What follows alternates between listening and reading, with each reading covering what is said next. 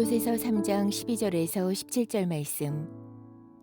그러므로 너희는 하나님이 택하사 거룩하고 사랑받는 자처럼 긍휼과 자비와 겸손과 온유와 오래 참음을 옷 입고, 누가 누구에게 불만이 있거든 서로 용납하여 피차 용서하되 주께서 너희를 용서하신 것 같이 너희도 그리하고, 이 모든 것 위에 사랑을 더하라.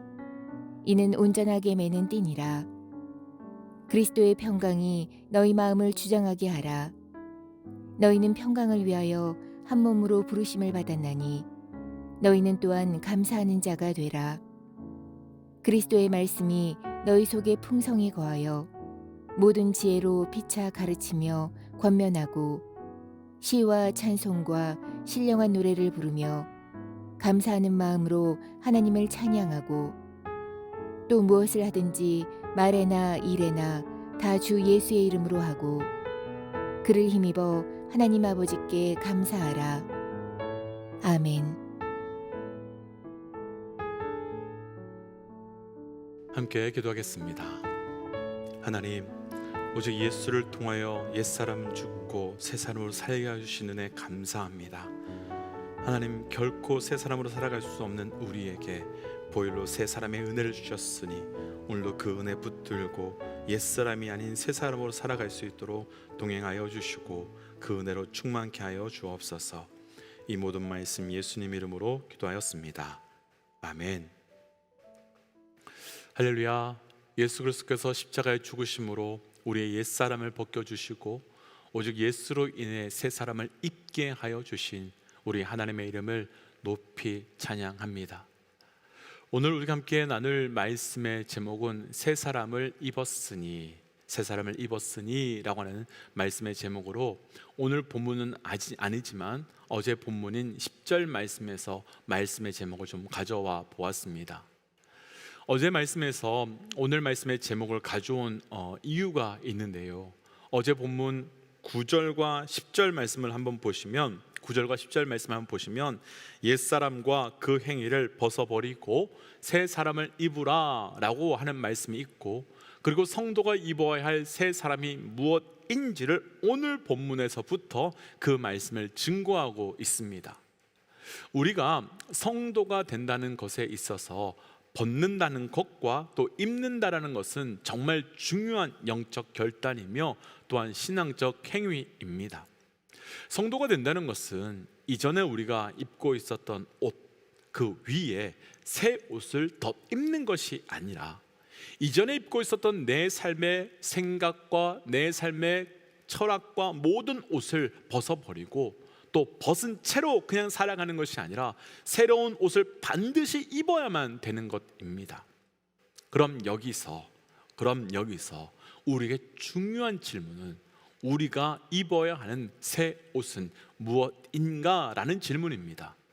과연 우리 성도가 입어야 하는 옷은 어떤 옷이며 어떤 옷을 입을 때 우리가 새 옷을 입은 성도가 되는 것일지요? 오늘은 성도된 우리가 입어야 되는 새 옷이 무엇인지 또 어떤 것인지 함께 묵상하고 우리 삶의 영적인 새 옷, 성도로서의 새 옷, 그 옷을 입고 새 옷을 입은 성도로 살아가는 은혜의 고백이 우리 모든 믿음의 동역자들 삶 가운데 고백되어 가시기를 주의 이름으로 축복합니다. 성도는 새 옷을 입었으니, 첫 번째는 성도가 입어야 한 옷은 바로 그리스도의 용서의 옷으로, 용서의 옷인데요, 먼저 오늘 본문 중에 12절과 13절입니다 12절 13절 함께 읽지요. 그러므로 너희는 하나님이 택하사 거룩하고 사랑받은 자처럼 긍휼과 자비와 겸손과 온유와 오래 참을 옷 입고, 누가 누구의 불만이 있거든 서로 용납하여 피차 용서하되 주께서 너희를 용서하신 것 같이 너희도 그리하고. 아멘. 골로새 교회의 성도들을 향해 바울은 긍휼과 자비와 겸손과 온유와 오래 참음의 옷을 입고 피차 용서하라고 하는데, 그냥 단순히 용서해, 그냥 무조건 용서해 라고 말하는 것이 아니라 너희를 용서하신, 바로 그리스도께서 용서하신 것처럼 용서하라 라고 도전하고 있는 겁니다. 그러니까 성도는 그리스도의 용서의 옷을 입고 용서하는 자라고 권면하고 있는 거지요. 먼저 저를 비롯한 우리 모든 믿음의 동역자들에게 도전하기에는 우리가 도덕적 혹은 철학적 용서의 옷이 아닌 그리스도께서 나를 용서해 주시고 그리스도께서 나를 위하여 십자가 지신 그 용서의 옷을 입고 우리가 용서하는 그리스도인이 되어 가시기를, 그 용서의 옷을 입은 그리스도인이 되어 가시기를 주의 이름으로 권면드리며 도전합니다. 사실 우리가 성도가 된다는 것은 그 시작이, 가장 첫 번째 시작이 그리스도의 용서의 옷을 입음으로 시작되는 겁니다. 그러니까 우리를 비롯한 모든 인류가 예수님을 만나게 되고 예수님을 영접하게 되면 그 사건의 시작은 바로 용서의 옷을 입어야만 시작되는 것이지요. 그래서 그 용서받음의 은혜가 우리의 삶에 경험되고 임하게 되면 반드시 우리 안에는 그 용서를 받았기 때문에 용서에 대한 부담감이 우리 가운데 있을 수밖에 없습니다. 그러니까 우리가 용서를 받았음의 증거는 용서에 대한 마음이 우리 안에서 움직이기 시작하며 용서에 대한 마음이 우리에게 거룩한 부담으로 시작될 때, 그것이 우리를 괴롭히기 시작할 때 시작되는 겁니다. 우리가 너무도 잘 아는 예수님의 1만 달란트 빚진 자와 100데나리온 빚진 자에 대한 예화로 이 말씀을 조금 더 풀어가 보고 싶습니다. 당시 1만 달란트를요, 오늘날로 환산해서 얼마가 된다, 어느 정도 금액이다 하는 것보다 아주 중요한 건요, 1만 달란트는 당시 도저히 갚을 수 없는 돈을 상징하는 숫자입니다. 어떻게, 무엇 때문에 그 큰 금액을 빚지게 되었는지 알 수 없지만 분명한 것은 그 돈은요, 아무리 애쓰고 수고해도 절대로 갚을 수 없는 빚의 규모인 겁니다. 그런데 그 엄청난 돈을 탕감받았으니 그 탕감받은 자의 기쁨이 얼마나 크고 얼마나 감격스럽겠습니까? 그런데 그 기쁨과 감격을 가지고 자기에게 탕감받은 금액과는 비교할 수 없는 작은 금액을 빚진 자를 만났는데, 그는 그 사람에게 당장에 그 빌린 돈을 갚으라며 압박을 합니다. 그때 작은 금액을 빚진 자는 엎드려서 용서를 구합니다. 그리고 나중만 시간을 더 달라고 말합니다. 그럼에도 불구하고 그는 용서해 주지 않습니다. 왜 그렇게 엄청난 금액을 탕감받고 용서받았음에도 불구하고 자신에게 작은 금액을 빚진 자를 탕감해 주지도 용서해 주지도 또 동일하게 그 모든 것을 풀어주지도 못하고 있겠습니까? 지금 내 앞에 엎드린 사람의 모습 속에서 내가 조금 전에 나에게 돈을 빌려준 그 사람에게 엎드린 모습을 볼 수 없었기 때문이지요. 동일한 그 모습 속에서 발견하지 못했기 때문입니다. 만약 그 사람이 내 앞에 엎드린 사람을 보면서 내가 엎드린 모습을, 내가 엎드려서 용서해 달라고 했던 그 모습을 발견했다면, 또 그것을 기억할 수 있었다면 그는 동일하게 용서해 줄 수밖에 없었을 겁니다. 용서해 주는 것이 아니라 용서해 줄 수밖에 없었을 것입니다. 그럼 오늘 말씀으로 다시와 돌아보면 우리가 왜 그리스도의 용서의 옷을 입어야만 용서가 가능한 일이겠습니까? 나에게 용서를 구한 사람이 그리스도 앞에서 용서를 구했던 바로 나라고 하는 사실, 그 사실을 기억할 때만 진정한 용서가 가능하기 때문인 겁니다.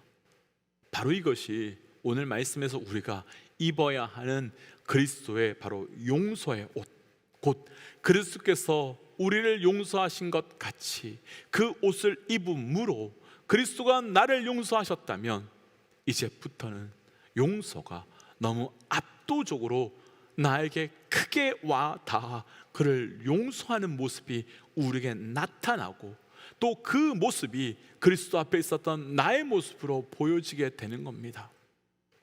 사실 저도 이렇게 말씀을 나누지만 좁을 대로 좁은 저의 속으로는 잘 용서하지 못하고 받아들여지지도 못하는 것이 정직한 저의 고백입니다.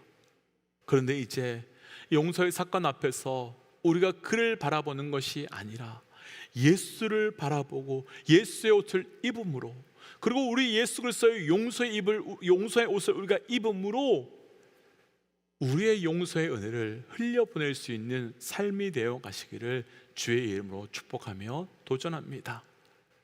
두 번째 성도는 새 사람을 입었으니, 그리스도의 두 번째 옷은요 평강의 옷을 이야기하는데요 15절입니다 15절 말씀 함께 읽지요. 그리스도의 평강이 너희 마음을 주장하게 하라. 너희는 평강을 위하여 한 몸으로 부르심을 받았나니 너희는 또한 감사하는 자가 되라. 아멘. 바울은 골로새 교회 성도를 향해서요 그리스도의 평강이 너희 마음을 주장하게 하며 우리가 평강을 위하여 부름받았다라고 알려주고 있습니다. 여기서 주장하게 하라라고는 이 말은요 조금 쉬운 표현으로 바꾸어서 본다면 통치하다라는 의미이고, 또 평강이라는 단어는 우리가 너무 잘 알고 있는 샬롬이라고 하는 단어입니다. 그렇다면 그 의미를 살려서 조금 전에 읽었던 말씀의 뜻을 다시 정리해 본다면, 그리스도의 샬롬이 우리의 마음을 통치하게 하고 그리스도의 샬롬이 우리의 마음을 다스리게 하라라고 하는 의미가 되는 것이지요. 그렇다면 왜 우리 성도들이 그리스도의 샬롬, 그리스도의 평강이 우리의 마음을 다스리게 하고 통치하게 해야 되는지, 그 질문을 우리는 돌이켜볼 수밖에 없습니다. 이 질문은요 우리의 마음이 언제 평강의 은혜, 곧 샬롬의 은혜를 얻었는가를 살펴보면 쉽게 답을 찾을 수 있을 것 같습니다. 우리는 우리의 마음이 평강을 얻고 평안해지고 그리고 샬롬의 상태가 될 때는 아무런 문제가 없을 때입니다. 가정적으로나 건강적으로나 그리고 관계적으로나 여러 신분과 재정적으로나 아무런 문제가 없고 오히려 약간 더 풍성할 때입니다. 그러니까 그런 것이 충분하지 않고는, 그런 것이 넘치지 않고서는, 어느 정도 되지 않고는 우리는 안정을 얻을 수 없고 샬롬을 얻을 수 없게 됩니다. 그럼 우리의 마음의 샬롬과 평강은 그런 것들로 안정이 다스려지고 있는 것이고 그런 것들로 통치받고 있는 것이지요. 그런데 예수님은 성도라면 그런 것으로 마음의 평강을, 그런 것으로 마음의 샬롬을 얻는 것이 아니라 그리스도께서 주시는 것으로, 그리스도께서 주시는 것만으로만 평안해지고 평강해져야 한다라고 말씀하고 있는 거지요. 그럼 예수님께서 우리에게 주시는 평강과 평안은 무엇이겠습니까? 요한복음 20장에서는 예수님께서 십자가에서 죽으시고 부활하신 이후에 두려워서 문을 꼭 닫고 숨어있는 제자들에게 가서 너희에게 평강이 있을지어다 라고 하는 말씀을 해주시는데, 제자들에게 그 손과 옆구리를 보여주신 이후에 또 다시 평강이 있을지어다 라고 두 번 말씀해 주십니다. 그럼 이때 제자들이 평강, 샬롬의 은혜를 얻을 수 있는 이유와 근거는 무엇 때문입니까? 사실은 딱 하나 때문입니다. 예수 그리스도의 부활. 이 부활의 사건이 실제의 사건이라는 것, 예수님의 부활의 약속이 그대로 성취되었다는 것, 그것이 바로 이들의 평강의 유일한 근거입니다. 그렇다면 불안해하는 제자들이 이제부터 평강하며 샬롬의 은혜를 누릴 수 있게 된 것은 예수님께서 돌아가시기 이전에 약속하신 것과 같이, 그리고 말씀하신 것과 같이 부활하셨기 때문입니다. 부활하셨다는 것, 이 땅에 그 누구도 죽은 자가 다시 살아나는 것은 불가능한 것인데 살아나셨다는 것, 그것이 유일한 믿음의 사람들의 평강과 평안의 근거이며 유일한 그 도구가 되는 겁니다. 그럼 우리 믿음의 사람들이 입어야 하는, 우리 믿음의 사람들이 입어야 하는 그리스도의 평강의 옷, 그리스도의 샬롬의 옷은 바로 예수 그리스도께서 부활하셨다는 그 약속이 성취되며, 또한 이 땅에 그 어떤 누구도 이길 수 없는 죽음을 이기셨다고 하는 그 승리, 그 승리의 증거가 바로 우리 성도들의 평강의 근거이며 샬롬의 이유가 되는 것이지요. 그렇다면 앞서 나누었던 것으로 다시 한번 우리가 좀 나눠본다면, 사실 성도라고 할지라도 우리에게 있어 평강과 샬롬의 근거가 건강이 되고 재정이 되고 관계가 되고, 그래서 그 근거가 땅의 것으로 이루어질 때가 아주 많이 있습니다. 그러나 성도로 살아가야 하는 우리가 입어야 하는 평강의 옷은 세상이 주는 그런 평강의 옷이 아닌 오직 그리스도로부터 오는 그리스도의 부활과 그리스도의 승리로부터 오는 평강의 옷을 입어야 할 것이며, 그 옷을 입을 때 세상의 것으로부터 흔들리는 것이 아니라 은혜로 담대히 나아갈 수 있게 되는 것이요. 그래서 축복하고 도전하기는 우리 믿음의 사람의 평강의 근거가 오직 예수 그리스도의 부활, 예수 그리스도의 생명이 되므로 끝까지 온전히 담대히 평강과 샬롬의 은혜로 살아가시기를 주의 이름으로 도전합니다. 오늘 말씀에서 나누고 싶은 마지막 성도가 입어야 할 세 사람 옷은요, 마지막 세 번째는 말씀의 옷으로요, 16절 함께 좀 읽어볼까요? 말씀의 옷에 대한 말씀이에요. 16절 읽지요. 함께 읽을까요? 그리스도의 말씀이 너희 속에 풍성히 거하여 모든 지혜로 피차 가르치며 권면하고 시와 찬송과 신령한 노래를 부르며 감사하는 마음으로 하나님을 찬양하고. 아멘. 마지막은 저희가 시간이 많지 않아서 아주 짧게 요약해서 함께 좀 나눠보려고 그러는데요, 바울은 교회와 성도들에게 그리스도의 말씀이 너희 속에 풍성하게 거하게 하라 라고 도전하고 있습니다.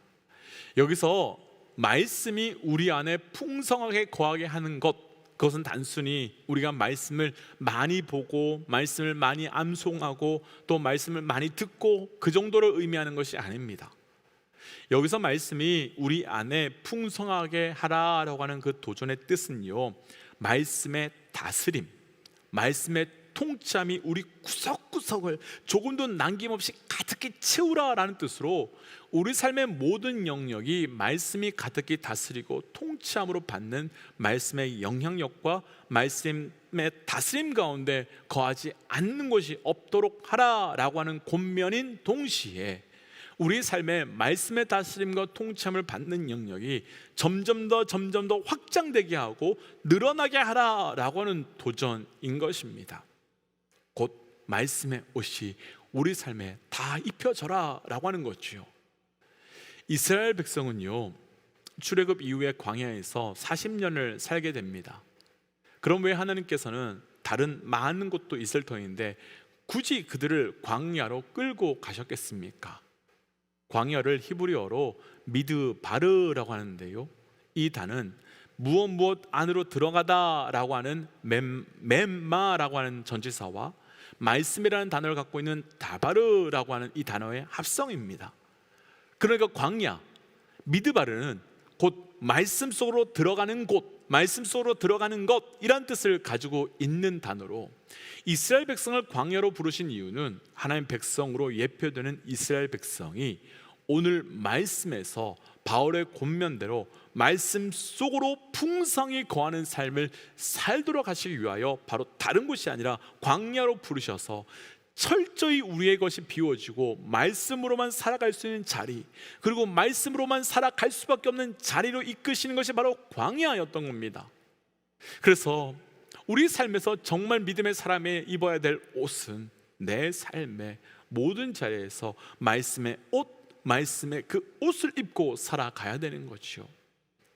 그래서 우리 모든 믿음의 동역자들의 삶에서도 말씀의 옷을 입음으로 말씀으로만 살아갈 수 있는 삶이 되어 가시기를, 말씀의 옷을 입고 살아가시기를 주의 이름으로 도전합니다. 이제 주신 말씀을 기억하며 함께 기도하고 싶은데요, 오늘 말씀 그대로 그리스도의 용서의 옷을, 그리스도의 평강의 옷을, 그리고 그리스도의 말씀의 옷을 입고 살아가는 온전한 성도 되게 하여 주옵소서라고 함께 기도하겠습니다. 함께 기도할까요? 기도하겠습니다. 하나님, 오늘 주셨던 말씀을 기억하며 함께 시간 기도에 나아갑니다. 하나님, 우리의 삶에서 하나님 그리스도의 용서의 옷을, 그리스도의 평강의 옷을, 그리스도의 말씀의 옷을 입고 살아갈 수 있는 나의 삶이 되어갈 수 있도록 주님 인도하여 주시고, 그 옷을 입음을 통하여 온전한 성도로 살아갈 수 있도록 함께하여 주시옵소서. 하나님, 오늘 주신 말씀 그대로 새 사람의 새 옷을 입는 자 되어가기를 원합니다. 하나님, 그리스도의 용서의 옷을, 그리스도의 평강의 옷을, 그리스도의 말씀의 옷을 입음으로 하나님 우리의 삶의 모든 걸음이 새 사람으로 새 옷을 입고 살아갈 수 있도록 동행하시고, 오늘도 그 옷을 입음으로 내가 드러나는 것 아니라 오직 그리스도가 드러남으로 살아가는 자 되게 하여 주옵소서. 이 모든 말씀 예수님 이름으로 기도하였습니다. 아멘. 사랑하는 믿음의 동역자 여러분, 우리 삶에 온전한 그리스도의 옷을 입으셔야 됩니다. 용서의 옷, 평강의 옷, 말씀의 옷, 오늘 그 옷을 입고 그리스도인으로 담대히 살아가시기를 주의 이름으로 도전합니다. 함께 선포하고 또 삶의 자리로, 기도의 자리로 나아가지요. 함께 선포하겠습니다. 하나님은 살아계십니다. 아멘. 승리하십시오. 함께 기도하지요.